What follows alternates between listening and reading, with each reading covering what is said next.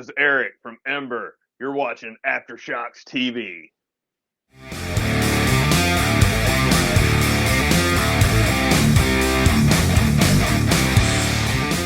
All right, Aftershocks TV. Thanks everyone for tuning in once again this week. As I'd like to welcome to the show, we got the head honcho behind the world-renowned, that's right, Doom Charts, world-renowned.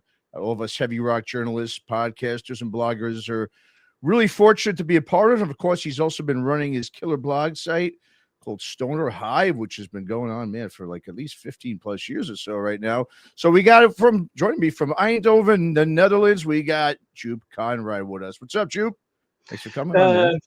Yeah, I'm doing good. Thanks for having me. It's a weird honor. I'm not used to being on this side of the mic, so yeah, weird but good.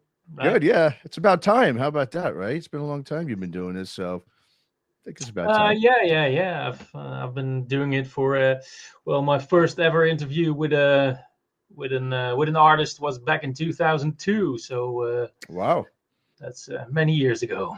Yeah, absolutely, man. Well, like I said, man, we're really glad I got you on here, man. Obviously, we're going to be talking about the Doom Charts and really how that all came to fruition. We'll, of course, get into STONER HIVE as well. But, just before we get started, I just wanted to, I guess take us through really, I mean, how did you really go about getting into music journalism to begin with? And really more specifically, your foray into the heavy rock world. Just kind of give us a little overview of how you got into all this. Right. The life story. So that's right. Well, I never knew what the hell I was supposed to do with my my life, but I always loved music and loved writing, and thanks to some weird things happening in the world, someone suggested, well, why don't you go and study journalism? And that I did back in 2002. And immediately I got involved with a Dutch website that writes about music. A local chapter from the website called 2 for 12. Okay. 2 for 12 is still around. It still has local chapters, and I wrote for the Tilburg version. Mm-hmm. And that made me immediately fall in love with doing it. Okay. So yeah. Very cool. So what now? I mean, obviously coming, from the Netherlands, in terms of the underground, like heavy rock and hard rock, music in Europe in general. I mean, was there, and we're going to get to talking about STONER HIVE here in a minute, but was there, like, say, when you started getting into, doing the journalism, was it mostly doing, heavy rock? Was there specific, I guess, genre or subgenre you were doing, or was it just a little bit of everything? Talk about that a bit. Yeah, back then it was everything, because the local chapter just went to all the live shows that were happening in Tilburg. So I believe the first live show I reviewed was a live show by Melanie Safka, the old hippie lady from Woodstock. Woodstock. Mm-hmm. She was performing at 013 with her son. Okay. Very good show. And then right after that, I had an interview with James Labrie from Dream Theater, who played a solo show there. And and then it just morphed into every kind of genre you can possibly think of, because Tilburg also had a great little cafe back then, not anymore, unfortunately, where you had jazz artists and some really cool names that turned out to become really big were playing there just on a Tuesday night and that sort of stuff. It was, okay. Yeah. So, and it wasn't until back in 2005, I think I interned for Revolver magazine. Oh, sure. The Dutch version. Okay. Who wrote about all sorts of music, but mostly about older music, always big cover stories for the Beatles or the Rolling Stones.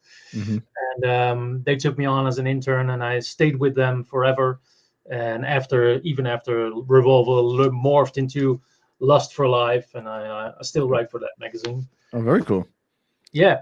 And I still write about everything for that. but because my editor-in-chief for Revolver magazine didn't like my style of reviewing, he said, well, maybe you should just need to practice more. So I started an own blog called Musical Mojo, which was in Dutch back in 2006 or 7. And I did that for 2 years, wrote about everything I just got my hands on, and then I slowly started morphing more towards heavy rock and more towards stoner rock. And then I guess it was 2009 when the Stoner Hive blog started, and I still did Musical Mojo for a year, I think. Then signed that off and just did everything for Stoner Hive and concentrated on underground rock. Yeah. No, fantastic. Yeah, and we're gonna let's talk a little bit about Stoner Hive. Yeah, just quickly, when I started really getting into the really deep into heavy rock scene myself, it was around the same time you started this, about 2009, 2008, 9. Obviously I grew up with a lot of 70s, rock with my dad having all these records, but obviously, but really when the 90s came, I was definitely more probably into metal than anything. But early 2000s is when I started kind of gearing off a little bit on a different path, to bands like maybe the Super Suckers or Nashville Pussy, more that rock, just good old rock and roll type of sound. And that kind of morphed me into, in the late 2000s, kind of is when I started getting really heavily into the stoner rock stuff. But it was also because, and I'm not, a lot of people have told me this over the years, a lot of people just didn't know that there was all these great bands out there globally, and then I think around that time, I don't know what it was, but it just started to pick up some steam. But the one thing I noticed when I started listening to it and started really searching into bands and just going online and looking at sites is that there wasn't many people doing anything about it at the time. I mean, you had stonerrock.com. I guess that was probably the biggest, site, right? And then, of course, here in the States, we had, and he's still going strong with JJ with the Obelisk, but that was pretty much it. And you were right there as well at that time in 2009 doing Stoner Hive. So I mean, you just kind of course, got into a little bit more, how you started Stoner Hive, but did you realize too that at that point, like, there isn't really anybody talking about or really promoting or doing much about these great bands that are coming out globally? Is that kind of, did you notice that yourself when you started Stoner Hive in 2009? Yeah, sort of. Like I said, I was doing Musical Mojo as well. I wrote about everything, but then it's just started collecting more and more of heavy rock, and local bands or starting out bands found me and saw that I was writing about stoner rock bands, and they sent me their CDs, and I thought, oh shit, there's a lot of this stuff out there, and nobody's writing about that. In what you mentioned, so instead of keeping up on Musical Mojo with all that sort of stuff, I thought, well, maybe we should start a new blog and just concentrate on that stuff. And well, that's how Stoner Hive indeed got started. Oh, fantastic, man. And before, we get into talking about the, Dune charts, considering that you, like I said, been doing this for such a long time, really before most were doing anything within the scene, talk about how much you've really seen this. I mean, I'm using the word scene, but how much have you really witnessed, the scene just growing to the point where now, you see a band like Elder opening up for Tool, and Slamosa, for instance, now opening up for Helmet. Really these underground, stoner rock, heavy rock bands that are now touring. These mainstream bands are taking them now out on tour, which is just great to see. Talk a little bit about how you've seen it grown, so much in the last 15 years. Yeah, when I was young, there was just one big metal festival in our vicinity with Dynamo Open Air, and only when I started listening to stoner rock, you suddenly had a few festivals popping up here and there that were concentrating on stoner rock and desert rock and a bit of doom, like Roadburn, which was like a real catalyst for the scene over here, I think. Absolutely. And you saw, and after, I think, I still reckon that Songs for the Deaf by Queens of the Stone Age was the boom that set it off. There was already a lot of things brewing underneath, but then that happened, and everybody started thinking, whoa, shit, we can do all sorts of other stuff as well. And in the Netherlands itself, you had immediately like 10, 20 bands that sort of imitated that sound. I'm not saying that that's a good thing, but Mhm. it still helped them and helped other bands explode as well. Mhm. Nowadays, Roadburn morphed into way more experimental music because there are so many other festivals that just grab everything that's supposed to be stoner rock, psychedelic rock, or doom rock. Mhm. And I think that's a good thing because I love festivals, and and Mhm. there are I can never have enough of them. Mhm. So it was just Roadburn at the beginning in Tilburg, and now you have Sonic Whip in Nijmegen, and Desert Fest in Antwerp, a Freak Valley in Germany, and 20 more at the same time. You know, Mhm. it's amazing. Which is weird because I heard from John Gist, who organizes Planet Desert Rock Weekend, that over Mhm. in your neck of the woods, you only have like 5 or 6 annual festivals that cater to this genre. Is that Yep. right? That's correct. Yeah, and it's really, to be honest with you, yeah, and yeah, we've got obviously, yeah, John's obviously the Planet Desert Rock, obviously Ripple Fest in Texas, Ryan Garney, that runs that. Obviously, yeah. Then you've got the Desert Fest, obviously that comes to New York, and then Maryland Doom Fest is probably the fourth. There's a couple of other smaller ones that have been bubbling up, more local, and they get one or two more prominent names to headline, but it is growing though. But yes, it took a long time. I mean, for the longest time, there was nothing going on here. I was exactly like you said, Roburn. We were just kind of watching what was going on in Europe with Roburn and everything, and like, wow, man, I wish we could get something like this here. And then little by little, it just slowly morphed where, yeah, these festivals, especially with Ripple Fest, that's become the largest here, and then of course Desert Fest. I was just at that this year in New York, and that was fantastic. And so yeah, we're finally getting some traction here in the States, but it took, yeah, John's completely right. It took a long time for it to get to that point. I know you guys have obviously, Europe really is, I would say, the reason why this music has taken off is because, Europe's been pushing and promoting and supporting these bands a lot longer than the United States has, for sure. Yeah. Even though it originated in your desert, so it's weird. Go figure, right? Yeah. Well, you said there's bands like Dozer and that really kind of kept that, alive, and Greenleaf and everything, where, yeah, when that sound was kind of, just early 2000s, it kind of, petered out, and, there was a gap there, even though there was bands like Low Fat and these great bands around here. It's just, for some reason, it was going under the radar until I would say about 2010 or so. And then you had labels like Ripple that opened up that really, gave it much more of I guess a place for, for those kind of bands to kind of go to and actually have a label or two in the States that would sign those bands. But you're right. It is kind of interesting how the Desert Sound started here, but really Europe took it and kept it going. And now it's kind of come back here as well. But yeah, so let's definitely now, Joop, let's go ahead and get, into something here that a lot of people are going to be, interested to hear you talk about, of course, and that's, of course, Doom charts.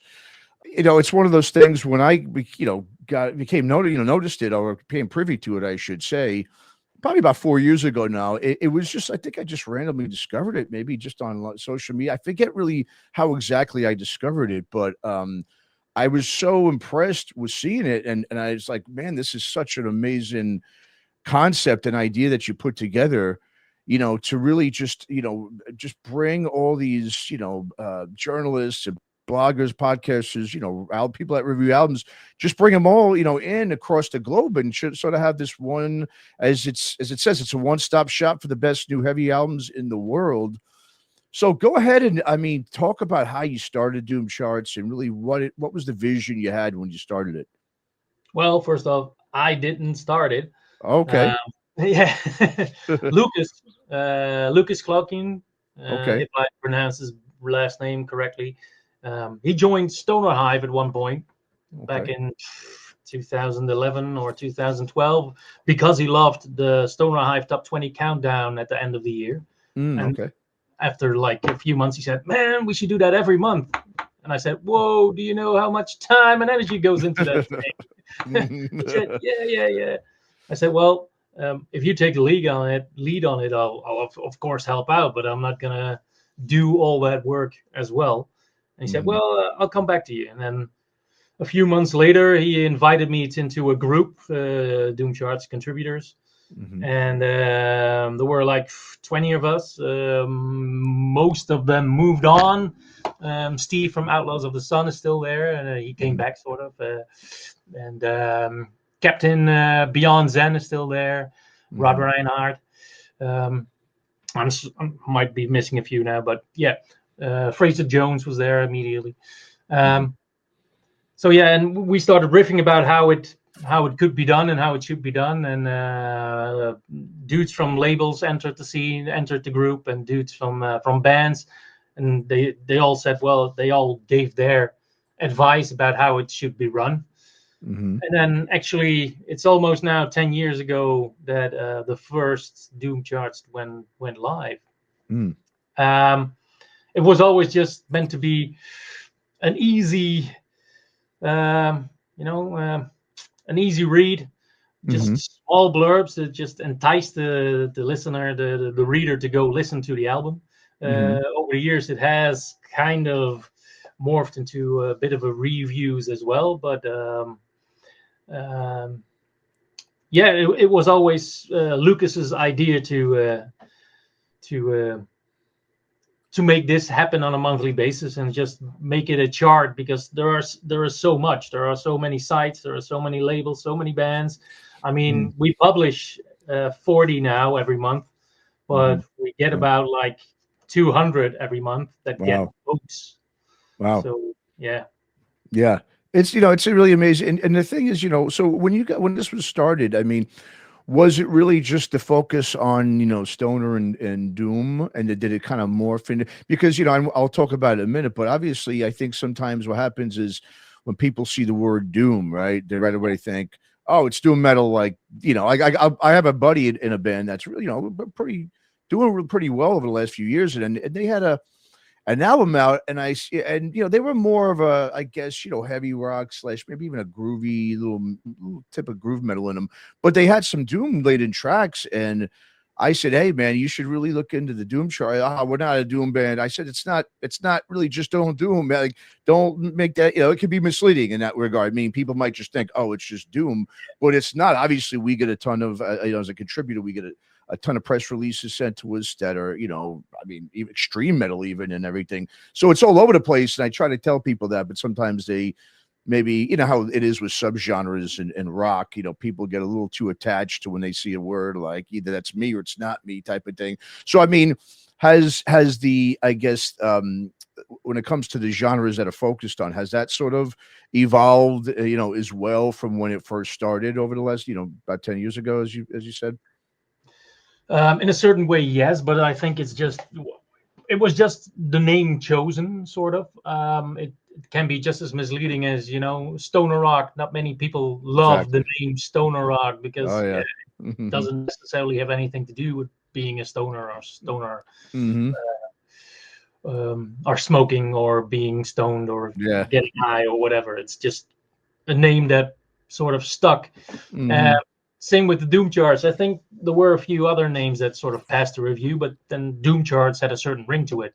And maybe in the beginning it was a little bit heavier. The amount of albums that entered, of the sort of albums that entered the charts were perhaps a little more towards metal or more towards doom than now. But that's probably because back then we had, like I said, 20 or 25 contributors in the very beginning. Now we have more than 80, half of which always vote. But because it's easier to all like prog metal or prog rock like Elder, and it's difficult more difficult to like a certain experimental doom, technical doom album. So Elder will always get more votes than the technical doom metal band. True. Sort of. I guess that's one of the reasons that it drifted more towards stoner and psychedelic and heavy rock. Okay. But also perhaps because we have more contributors that actually really like those genres and like the doom less, we're always on the lookout for more contributors that actually write for other blogs. We desperately want to have a few more from South America and Asia and those regions. But yeah, I guess it just morphed that way.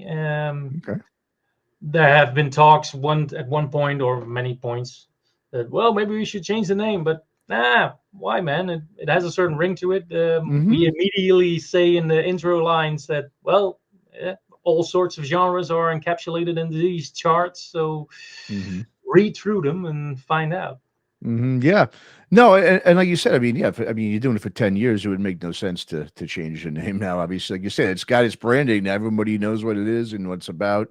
Now, in terms of contributors, do you guys, obviously, when I found out about it, I was just like, oh, I want to be a part of this thing. And I remember, and I contacted you guys about it. But do you guys, as you said, you're looking for obviously, other contributors to maybe also, like you said, represent parts of the world that maybe are not as represented as obviously the States and Europe and so forth.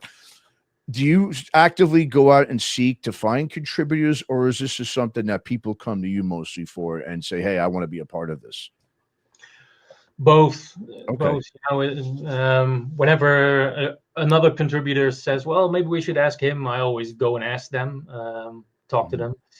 Sometimes I come across a blog that I hadn't heard of before, or I've been enjoying a certain website or blog for a long time, and I thought, well, apparently nobody has asked if they ever wanted to join, so let's ask them.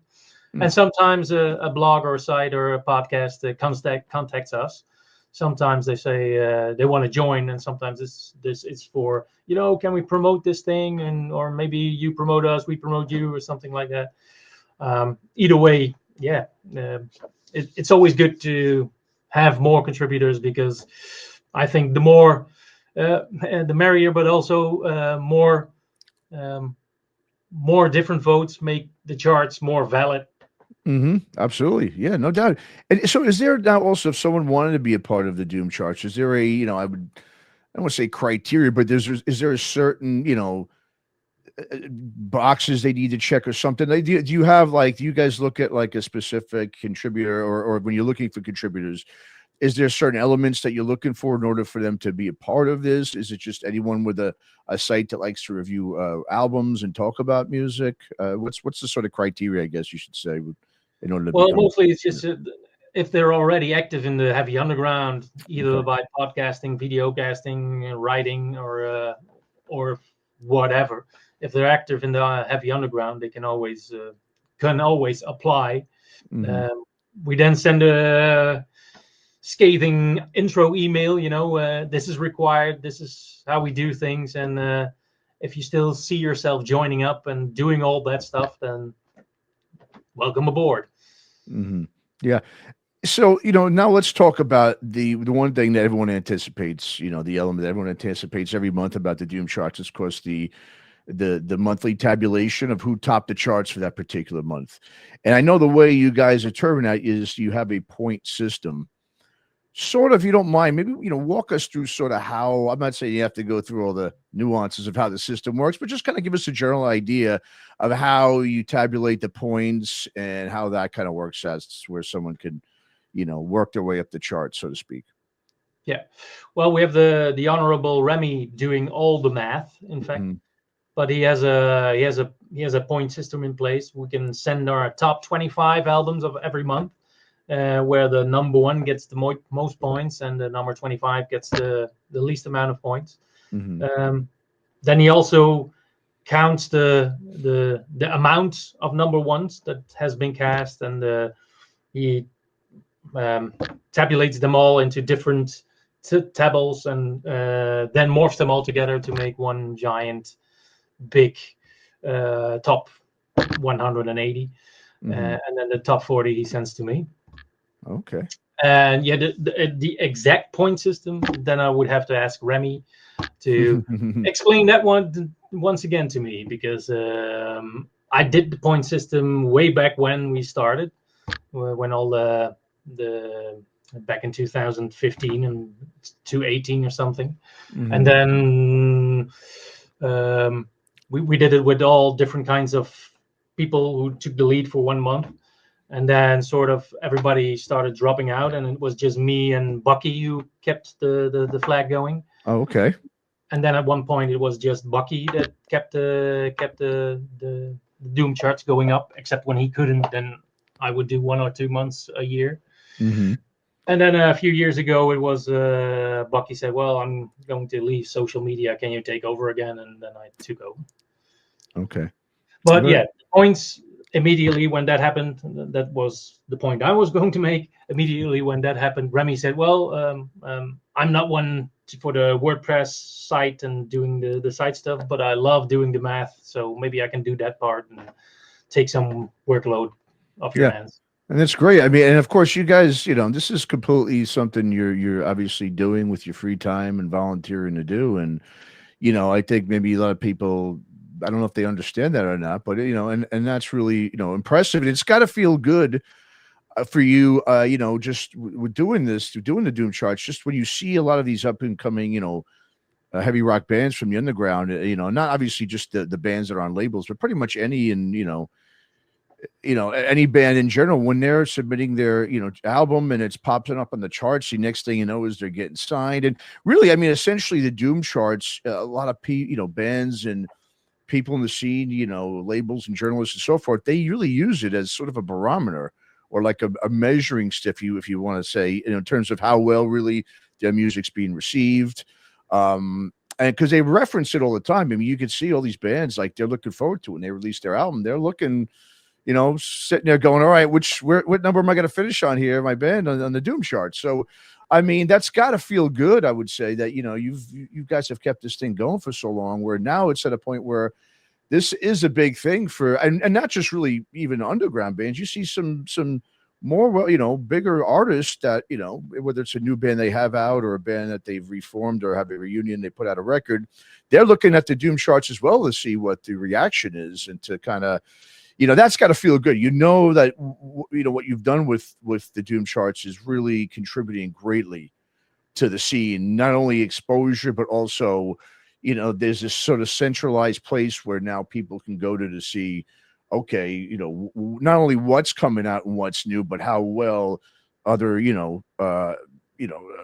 people that are really passionate about this music are feeling about it, across the globe. So that's got to feel good. You got to kind of give yourself a little, I'm sure, pat on the back for that. Oh, if you're not, I'll give you the pat on the back for that, because it's really a great job that you've done with that. I got to give it to you. Yeah, well, yeah. It is a labor of love, and I guess the same goes for the bands as well. The albums they make, that's a labor of love as well. Mm-hmm. And it was never, in my opinion, never supposed to be the chart that ranks and says, well, this is good and this isn't, but it's just supposed to be that one-stop shop that shows you, well, if you go for this one, you know it's going to be a very good one. But we always encourage the readers to go search for the rest as well, because, as I mentioned, on a monthly basis, 180 albums or 220 receive votes that month, and only 40 get published. Mm-hmm. Why do we only publish the 40? Well, it sort of defeats the purpose of having a chart. If you publish the entire list, it would not make as much sense. Am I always happy with the amount of credibility the Doom charts has gotten? I don't know. It's a weird thing. Of course, Lucas started it, but it's mostly. I'm going back to the labor of love thing again. I'm sort of always feeling in two ways about it. I love the charts and I love putting them together and love the albums that made it. But the amount of credibility is always a little bit. I believe JJ from the Obelisk said that as well, because he didn't join in the beginning because he thought, well, our scene don't need a ranking system. We all know what's good and what's not. So I always envisioned this as not being a ranking system, but more like this is your your calling card, Yeah. your message to send out into the globe to say, well, these are definitely good, so check them out. Hmm. No, and you're right. I mean, I understand. I'm not really the hugest person when it comes to like lists, but I mean, as fans especially, they love the lists. I mean, people do, and like you said, it's. I agree in terms of okay, yeah, ranking. It's subjective, right? It's music, so it's all subjective. But at the same time, like you said, when you've got there needs to be some place where some people can go and say, okay, but these though, out of all, like you said, 200 plus whatever releases and so forth, these are the ones that are standing out and it's not like you just have five journalists doing this or whatever. I mean, it's Yeah, or from one little region. It's globally, and there's a whole bunch of them. So it really just gives everyone a good idea. You said that these albums are really resonating across the globe, more so maybe than some others. Not that means they're bad or whatever, but it's just, like I said, it's really more of a barometer. Like I said, it gives you an idea than more than, like you said, an exact, like, who's the best and who's the worst, which, yeah, I yeah, agree in terms yeah. of, The you know, barometer thing. That's exactly the word I was looking for. And like what as you mentioned, it's from around the globe, and mhm. everybody. That's the main thing I take out of it when a fan from the other side of the globe says, "Whoa, this is my new favorite album," or when a band says, "Whoa, thank you, Doom Charts, we just got signed," or we got Mhm. we got a new tour in Italy now thanks to the Doom Charts. Then I think, yeah, we're doing a good thing. Yeah, absolutely. And in reality, it's like, I mean, you're not going to always hear, obviously, a lot of this music from other parts of the globe if you don't have something like this, to be quite honest. It's, because most people are if I wasn't searching out this, or I didn't have a Dune Charts, a place where I can go and go, okay, I'm seeing bands from, I mean, not just obviously North America, Europe, but in Israel, and like you said, I mean, Turkey or whatever, Greece. I mean, so it really covers all the bases where I wouldn't normally be able to discover, music just naturally, right? Just from my feeds or whatever is around in record stores and so forth, unless you had something like the Doom Charts where you can go knowing, okay, this is going to represent the whole global, community here of heavy rock. And so, regardless of, I mean, what other way could you do it, right? I mean, it's really the best way you could do it, is have that sort of like said top 40 or whatever it is. But I think it's fantastic. I think it's a necessity. I think it's really Doom Charts is a huge component of what's really contributed to this music really taking off, in a global sense, and like I said, that it's a labor of love. And, I know not just myself, but so many other people in the scene really appreciate, what you do and what Remy does. And we look forward to, seeing this every month. It's something that we all, can't wait for that Friday, that first Friday of the month to see, who's Me standing as out. well. Right? Yeah. Yeah, sure, exactly. The other thing I want to ask you, just a little something, obviously, here for the contributors or people who obviously follow the Doom Charts online is what's the social media hang up with them kicking, banning these posts that are being put up and just regular music posts. I don't know if it was just on Facebook or whatever. Is that all kind of cleared up now? I know for a while those were getting posted and taken down automatically for no reason. Is that kind of finished or No, is that still going on? yeah, Facebook Meta still hates us for some reason. So, Okay. so whenever it was all good for like 8 years, nothing ever happened, and then Yeah. suddenly, whenever we put up a new edition and we linked to bands, and Hmm. I used to think that it was because one of the bands had their page set up wrong or something, but Hmm. then it just started pulling down all the posts whenever we linked to whatever band. Hmm. So we've decided to not link to the bands anymore, Hmm. and hope people find. Well, of course they will find anyway, because if you just go to our webpage, we have all the links there. But Hmm. yeah, but it's weird, and it's a bit. Well, it's a shame that um, Facebook and Meta are going down a slippery slope on that respect, and on Hmm. different aspects as well. So yeah. Mm, yeah.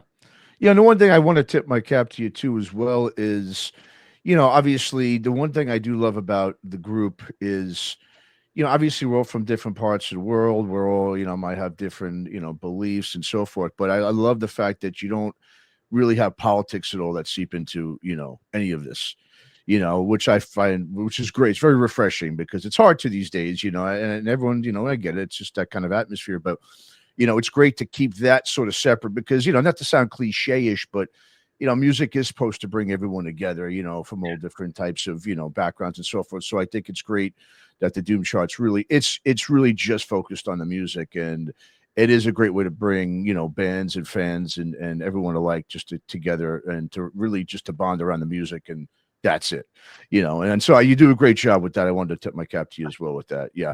But I was going to say, I did want to ask, in terms of just one or two more things, and we'll get ready to wrap it up. Now that this, now that the Doom Charts really is growing, is this, you said it's a labor of love. Is this really making things like more and more, I wouldn't say difficult, but now that it's got this credibility and everything, there really is a big focus on it. I mean, do you feel, I don't want to say pressure, but is there more on your plate now than there ever has been in terms of keeping this going? I mean, is this something that you could see yourself doing for still a while, longer time? Is this something that's like, oh, it's kind of getting exhaustive and you're not sure how much longer you can do it? I mean, talk a little bit about that. What do you see the future for the Doom Charts? Well, Kyle, who runs Good Boy PR and who also runs the Instagram page for the Doom Charts, he sometimes takes over when I'm on holiday or whenever I don't have time that part of the month. He's been doing a great job, and he's always stated that he wouldn't mind doing it more often. So okay, who knows? He might be doing more often in the near future. And who knows? Maybe someone else would love to try his hand at it all as well. I still love doing it. As you said, I look forward to the first Friday of the new month to see the new edition, and I'm privy to have it a few days earlier so I can get everything worked the right way. But yeah, it's a lot of work. There is the moment now. There's almost a moment now when we have a few bills to pay, which is always a weird thing, because maybe I should ask the contributors to help out. Sure. It's a weird thing. I don't want to bring money into it because, like politics, money makes a lot of dirty. Can break things apart. If in the near future, I'll definitely stick on doing the Doom Charts. Maybe even try to make it grow a little, in genre, in direction, because we're still doing it the old-fashioned way that we started 10 years ago, and maybe after 10 years, it's time to change it up a little bit, make it a little bit professional. Well, and I think, listen, I think you're right. I mean, I would have no problem contributing, to monthly or whatever it is. And I'm sure a lot of other people who contribute would probably have no, because it is, like you said, it's not something I think that you guys should be, you'd have to foot the bill for.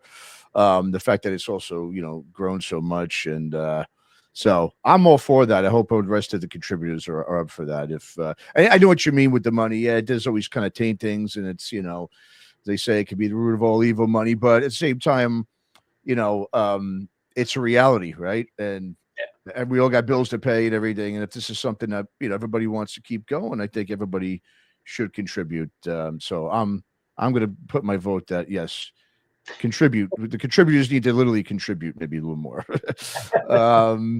But yeah, so let's start just quickly before we wrap up, Joop. Like I said, I really appreciate you coming on. Just give me, just a music little talk here. Give me a couple albums, 2 or 3 albums just before 2025 that stick out to you. That's tops right now.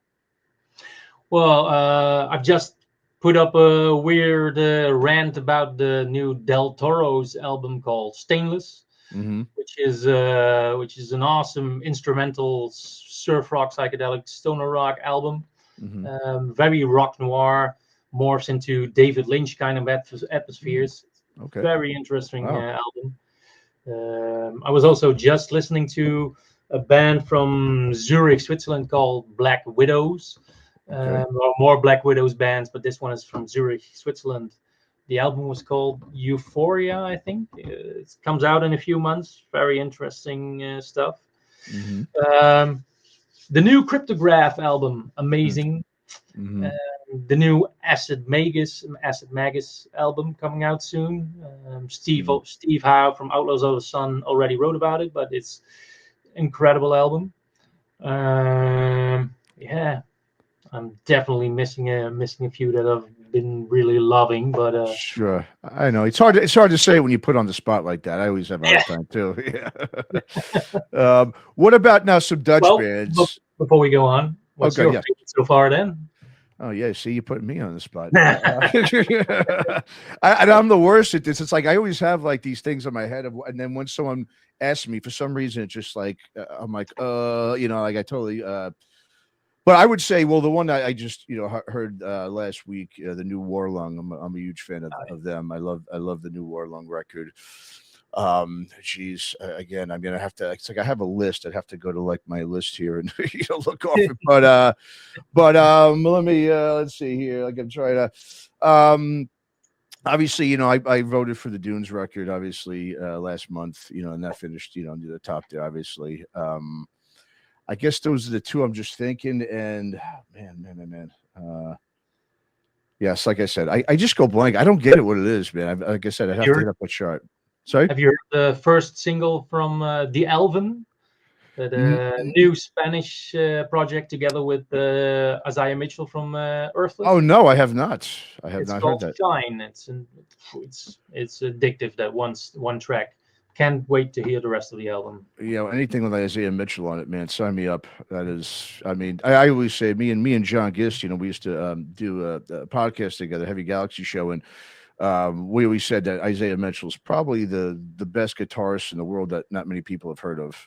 I remember seeing him with Black Crows here, and I remember watching him live, being like, God, why do they sound so much heavier right now than I've ever heard them before? And I forgot that he was playing with them, and then once I saw him, like, that's right, Isaiah's playing, and that's why it sounds so heavy and good, man. So anything he does, sign me up. I mean, he's fantastic.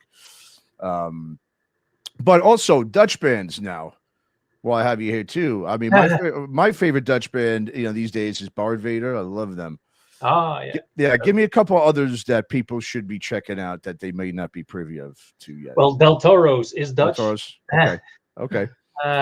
Komatsu from my hometown Eindhoven is about to release a new album called Breakfast for Champions or Breakfast with Champions. I'm actually having breakfast with the band this Friday as a sort of PR promo stuff. Okay, nice. Yeah, will be fun. An Evening with Knives, also from Eindhoven, my hometown. Okay. Will be out with a new album. It's that's way more progressive sludge, post rock, very whirling, this is way more aggressive. They have a different drummer now. Very good. Tammuz, friends from Bart Vader. They will be out with a new album soon. Very, very interesting stuff. Only heard one track so far, so I hope the rest will be as good. So good scene, though. A really good scene you got going there. Oh, yeah. Right? Definitely. Yeah. And we always sort of incorporate the Belgian bands with the Netherlands as well, because they're our neighbors, and they have a ton of stuff coming out as well. It's always interesting. Yeah. Fire Down Below, obviously, is one of my favorite Belgian bands. Fantastic band. Were you at Planet Desert Rock weekend? I was not able to make it. I know John wanted to kill me for not being able to come, but and it killed me. I couldn't do it. Just family obligations every year. It's always a tough time. But to have to miss Sergeant Thunderhoof was really kind of detrimental. I was really pissed off because I mean, who knows if they'll ever come back here again. So, but I was lucky enough to see Sons of Arrakis here, and they came here after they were there. They toured up here in San Francisco.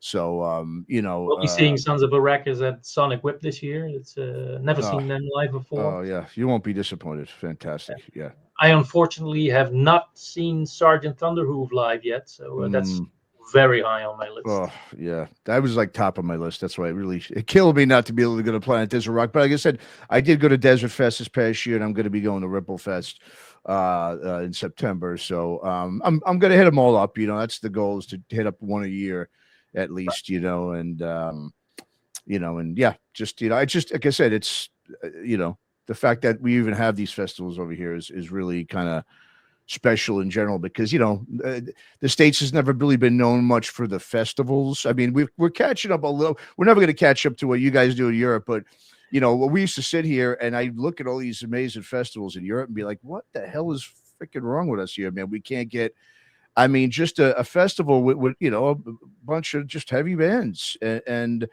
we had Psycho Vegas for a little bit, but then that morphed into something different. By the end there, it was becoming more mainstream. That's a problem with the States. Every time something underground starts bubbling, the mainstream starts to look at it, and then they come in, and a lot of promoters, of course, want to get the festival, make it bigger and so forth. But then it ruins kind of the initial, what it was set out to do initially, and then it usually goes away after a couple of years.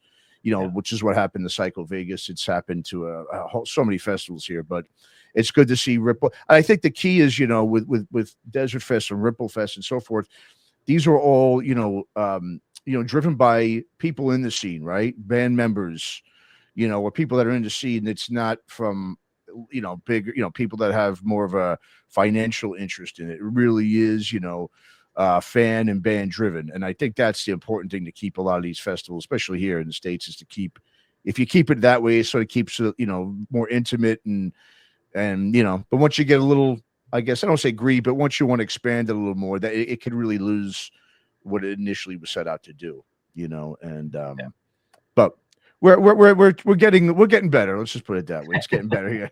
Still got some work to do, but Joop, anyway, man. So, I really appreciate you coming on quickly. Before we wrap it up here, go ahead and let everyone out there know really where, I guess, to keep up with you, with Doom Charts. If they wanted to be a part of Doom Charts, how would they go about doing it? Contacting you, whoever. Go ahead and just kind of give the rundown for, anyone out there who's really interested in being a part of this thing.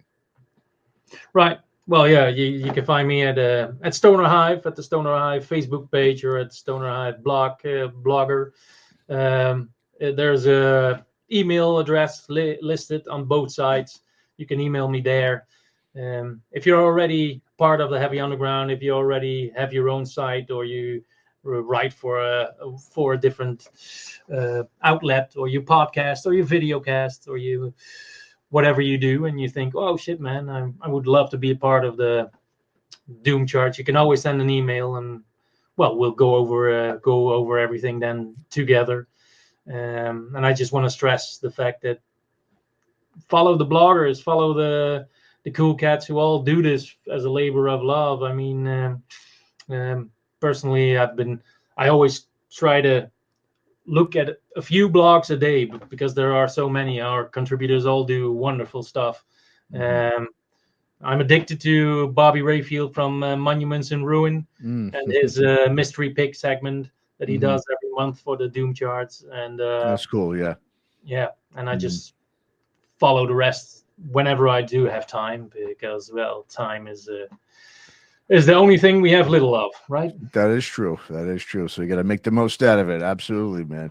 Well, Joop, I really appreciate you coming on and talking more about your history as a journalist. And I wanted to say too, real quick, I remember I don't know if a lot of people know, like you said, you do a lot of big interviews that aren't within just the stoner heavy rock world. I think I was over the summer or within the last year. I remember seeing you were interviewing like Michael Bolton or someone, but a lot of people don't understand. Michael Bolton used to be a rock singer, back in the day, but I thought that was really cool. So you do obviously, a lot more than just the heavy rock. You're definitely a real true pro, journalistic pro here. So I think we're in really good hands with you, obviously, running the Doom Charts and representing everybody. So just want to stress that to people out there that you're more than just the heavy rock journalist here. You do a lot more than that. So we really appreciate, like I said, what you do, and thanks for doing it and for your labor of love. It contributes so much more to the scene probably than you even imagine. I'll just let you know that. And Doom Charts is such a really key component to the scene going. So props to you, and thanks for coming on and talk to me. Really appreciate it. Well, it's my weird honor. As I said, I'm used to being on this side of the camera, so it's well, thank you, I guess, for all the kind words as well, and for having me on. As I mentioned before, I think I love the name Aftershocks and seismic sound, so it was cool to be a part of this. Awesome. Thanks so much, man.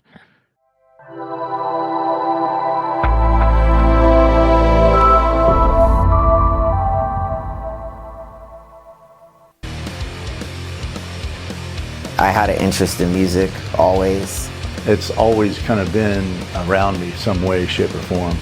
5 minutes sitting on a drum set, man, change your life. This is the same black guitar that Marty McFly plays in Back to the Future. I love the feeling I get in front of the freaking full stack here, just the vibration or something to it. I'm lucky because I do have a little bit of a tap into the Fu Manchu lore, into the Nebula lore. In order to keep things going, you kind of have to like start playing the game a little bit, you know, like the business game. Everybody has to get through a day-to-day, and how do you exist and how do you get by? As far as getting people to commit to bands, it's tough to keep a lot together these days, for sure. Still sleeping on people's floor, that's still a reality. Probably also playing with some of the best people I've ever played with. The creative juices don't stop. It just keeps going. For me, it's just finding a balance of how much time I'm spending with my family versus how much time I'm spending working. It's this validation that what you're doing actually has merit. Obviously, we're a little long in the tooth, and we've been doing this for a minute, and now we can kind of do what we want. We don't need a record company. I'll do it myself. I'll do it the way I want to. Just always be cool. Just be respectful. Those are your people. They're connecting to you on some level, even if they don't look like you. It's got to happen, you know, or else I'll go crazy. Go crazy one way or another, you know. I might as well, you know, not go crazy if I can play music. Maybe one day I'll have a Porsche, but you know, until that day, I'll drive a Chevy. There you go. All right.